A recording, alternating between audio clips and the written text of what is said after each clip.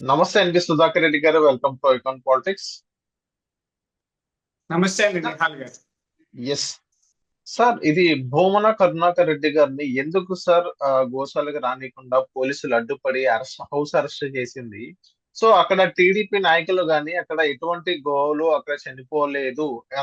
అక్కడ మీరు ఏ generated video morphing video మీరు పెడుతున్నారని భూమన కరుణాకర్ రెడ్డి గారిని ఛాలెంజ్ చేయడం జరిగింది. మీకు ఇక్కడ రండి అని ఛాలెంజ్ చేయడం జరిగింది. సో అదే విధంగా భూమన కరుణాకర్ రెడ్డి గారు బయలుదేరడం జరిగింది. ఇదే గ్యాప్ లో పోలీసులు ఎందుకు వాళ్ళని హౌస్ అరెస్ట్ చేశారు? ఇంకోటి ఏంటంటే, కావాలనే కూటమి నాయకులే అక్కడ ఏదో తప్పు జరిగింది, అక్కడ భూమన కరుణాకర్ రెడ్డి గారు వస్తే అక్కడ మొత్తం బయటపడిద్ది, కావాలనే టీడీపీ నాయకులు అరెస్ట్ చేపించారు, హౌస్ అరెస్ట్ చేపిస్తారని వీళ్ళందరూ అంటున్నారు, వైసీపీ నాయకులు. దాని పట్ల మీరేమంటారు సార్? ఇవన్నీ అంటే ప్రచార యావలో వైసీపీ నేతలు రకరకాల తప్పుడు ఆరోపణలు చేస్తున్నారండి. ఓకే. కల్తీ నెయ్యి వ్యవహారంలో 6 అరెస్ట్ అయ్యారు. మిగతా వాళ్ళు కూడా అరెస్ట్ అయ్యే పరిస్థితులు ఉన్నాయి. తీగ లాగితే డొంకంతా కదులుతుందన్న భయం వైఎస్ఆర్ పార్టీ నేతల్లో ఉంది. ఆ డొంకలో వీళ్ళందరూ కూడా అగ్రనేతలందరూ ఉంటారండి.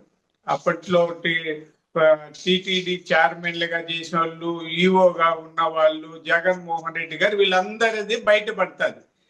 దానికి భయపడి హఠాత్తుగా కరుణాకర్ రెడ్డి గారు ఈ ఆవులు చనిపోయాయన్న ఒక తప్పుడు ప్రచారాన్ని తెర మీదకి తీసుకొచ్చారు. అంటే సహజంగా ఆవులు చనిపోతున్నాయి. మనం కూడా ఇంతకు ముందు ఒక వీడియోలు అనుకున్నాం, సహజ మరణాలు జరుగుతుంటాయి, అది సహజంగానే జరుగుతాయి. ఈఓ గారు కూడా చెప్పారు, కొన్ని వేల ఆవులు ఉన్నప్పుడు ఒక 5, 10 లేదా నెలలో చనిపోతుంటాయి. ఇప్పుడు భారతదేశం వ్యాప్తంగా రోజుకి ఎన్ని వేల మంది చనిపోతుంటారండి? ప్రపంచంలో లక్షల మంది రోజు చనిపోతుంటారు. అలాగే పశువులు, పక్షులు, ప్రాణులన్నీ చనిపోతుంటాయి.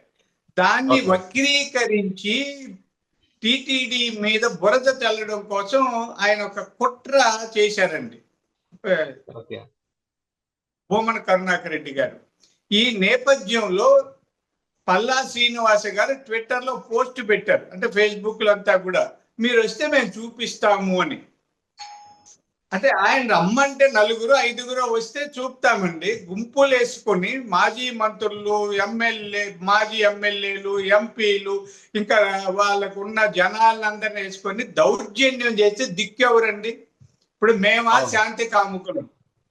చంద్రబాబు నాయుడు గారు అంటే మీరేమన్నా అనుకోండి, గాంధీ మహాత్ములకు ఒక చెంప మీద కొడితే 2వ చెంప చూపించారండి, వాళ్ళ పాపాన్ని వాళ్ళే పోతారనే వాళ్ళు మా వాళ్ళు అన్ని ఘోరాలు నేరాలు చేసినా ఇంతవరకు అరెస్టులు చేయడం లేదు. చంద్రబాబు నాయుడు గారు ఆచితూచి చట్టం తన పని తాను చేయాలి, మనం చట్టాన్ని మన చేతుల్లో తీసుకోకూడదు అన్నంత సాత్విక మనస్తత్వం ఉన్నవారు చంద్రబాబు నాయుడు గారు.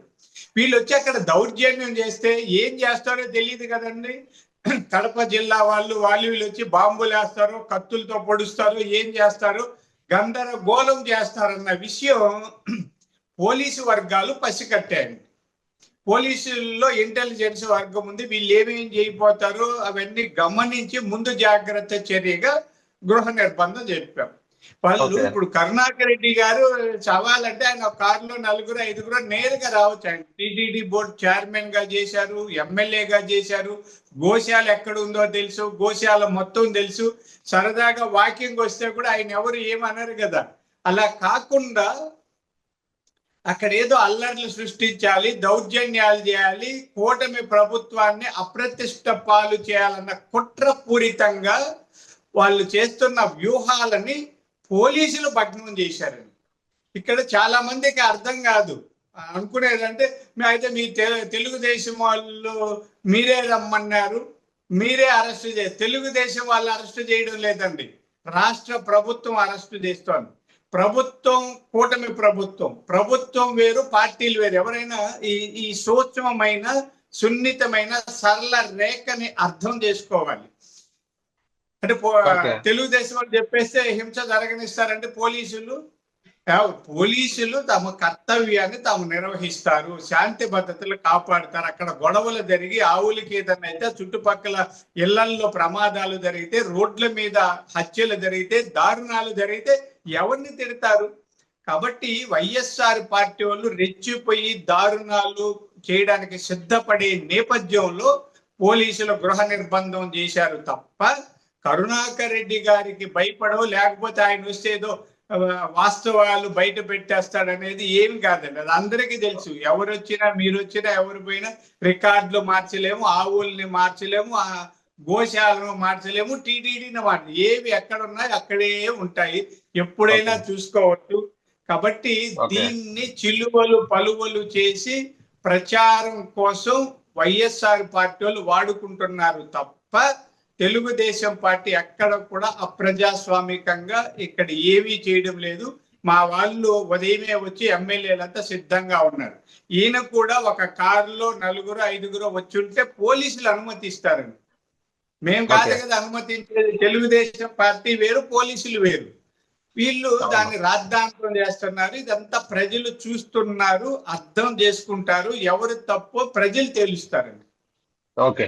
కానీ సార్ అక్కడ తిరుపతిలో ఏదైతే సంఘటన భూమన్ కరుణాకర్ రెడ్డి గారు అరెస్ట్ చేసిన ఉదంతం చూసాం, నడి రోడ్డు మీద అక్కడ పడుకోవడం చూసాం, అక్కడ వైసీపీ నాయకులు గాను వాళ్ళందరూ అక్కడ గుంపుకోవడం జరగడం చూసాం.